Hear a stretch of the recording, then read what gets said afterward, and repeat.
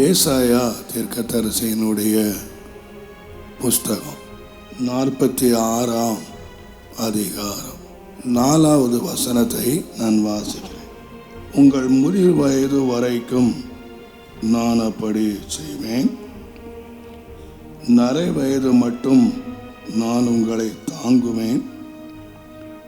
நான் அப்படி செய்து வந்தேன், இனிமேலும் நான் ஏந்துவேன், சுமப்பேன், நான் தப்புவிப்பேன்.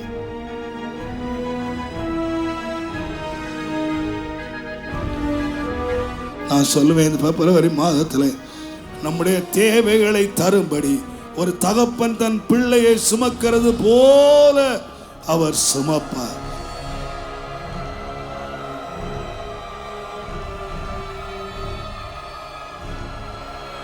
ஒவ்வொரு நாளும் கிருபைகளை தந்து நம்முடைய லக்கை அடைவதற்கு வலுவாதபடி காத்து மைமுள்ள நிறுத்துவதற்கு தேவன் நம்மை எல்லா குறைவுகளிலே, பலவீனங்களிலே, தவறுகளிலே நம்மை மன்னித்தவர் பக்கமாய் சேர்த்து கொண்டு அவர் சுமப்பார்.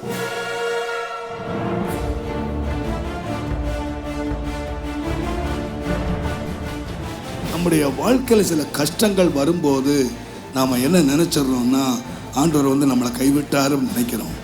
நான் சொன்னவேன், கரம் பிடிச்சவர் நம்ம கைவிடவே மாட்டார். ஆனால் ஒன்று மாத்திரம் உண்மை, அவர் நம்மை படிப்பிக்கிறார்.